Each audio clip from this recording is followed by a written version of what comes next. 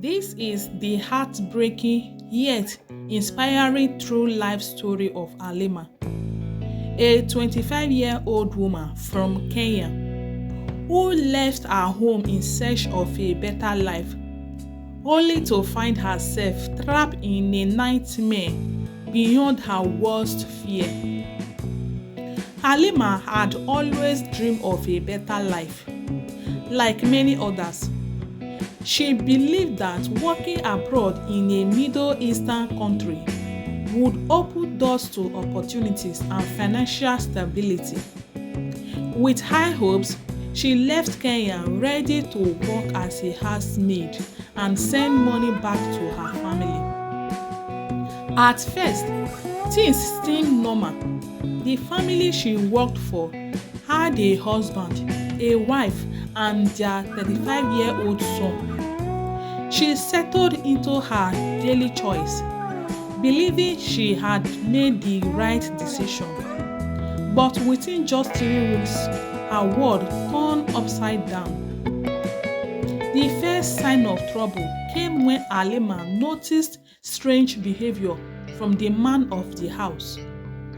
Whenever she passed by, his eyes lengthed too long.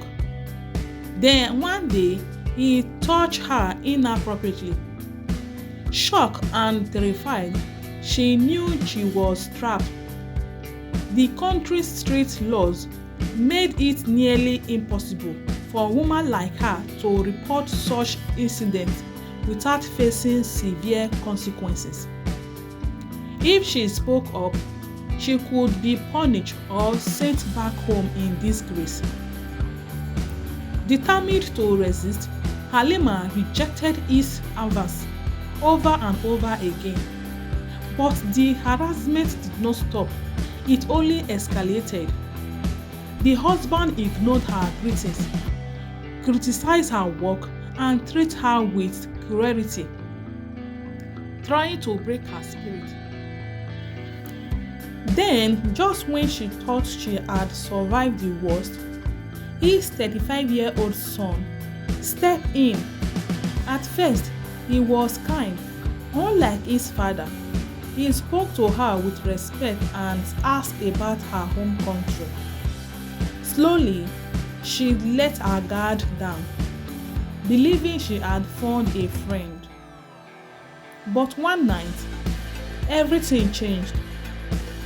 After a long day of work, Halima went to bed, exhausted. Suddenly, she felt an arm wrap around her. She turned around only to find the man's son lying beside her. She shocked. She pushed him away and demanded an explanation. Embarrassed, he apologized and swore it was a mistake. Against her bitter judgment, she forgave him. Days turned into weeks, and their relationship deepened. She saw him as her only protector in a house full of enemies. They became close. When the family discovered their relationship, all hell broke loose. They gathered for a family meeting, and the father issued a chilling order. No one was to be kind to Halima ever again. From that moment on, her life became a living hell. The entire household treated her with cruelty. They called her names, refused to acknowledge her presence, and made her work long hours without rest. But things got even worse. One night, when Halima rejected the son's advances, he slapped her across the face. The pain was unbearable, but worse was the realization that she was completely alone. With tears streaming down her face, she turned to the only one she had left, which is God. Her only hope was to leave that house. When she begged to be transferred to another job, she thought she had finally escaped. but she had no idea that her suffering was only beginning. Halima arrived at her new workplace, hoping for a fresh start. The house was beautiful, and for 2 weeks, she was allowed to rest before beginning her work. She thought she had finally found peace. Then her new boss called her into his room. "Do you know what job you came here to do?" he asked. Halima, confused, and she responded, "Cleaning, cooking, and washing clothes." The man shook his head. He took her to a separate building on the property, a house built for dogs. Inside, 4 large dogs stared at her. Her boss turned to her and said, "I brought you here to sleep with these dogs." Halima froze. At first, she thought it was a joke. "Sleep with them? In what ways?" she asked.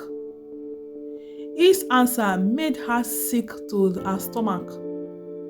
He explained, with a straight face, that her job was not only to care for the dogs, but to have sexual relations with them. She could not believe what she was hearing. How could this be real? How could anyone ask such a thing? Desperate to escape, she pretended to agree. She told her boss she needed time to adjust to the idea. She bought herself 2 weeks of safety, but in reality, she was planning her escape. Halima slowly familiarized herself with the neighborhood. She waited for the right moment. Then one day, when her boss left, she gathered her belongings and tried to sneak out. But he had planned for this. 2 men were guarding the house. They caught her. She was dragged back inside and locked in a room with no air, struggling to breathe. That night, when her boss returned, he beat her mercilessly. Blooded and bruised, she begged for forgiveness, not because she meant it, but because she knew she had to survive. For 2 weeks, she acted as if she had given up. She smiled, obeyed, and pretended she was ready to do whatever they wanted. But deep down, she was waiting for her moment. One morning, Halima lied to her boss. She told him they were out of cooking supplies and asked if she could go to the market. He handed her money and let her go. She never looked back. Halima ran as fast as she could. She found a place to hide her bags and made her way to the authorities. Tears streaming down her face, she told them everything. To her relief, they believed her. They gave her money, returned her passport, and helped her book a flight back to Kenya. When the plane finally took off, she closed her eyes and whispered, "I am free."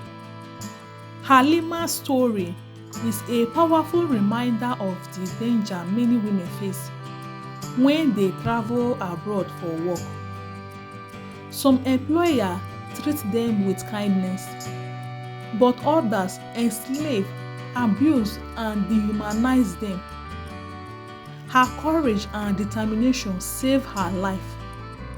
But how many others are still trapped with no way out?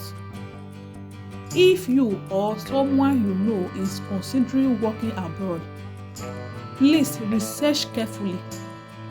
Not every opportunity is what it seems. And if you ever find yourself in a dangerous situation, Never stop fighting for your freedom. Thank you very much for watching. Please like, share, and press the subscribe button. See you next time. Bye.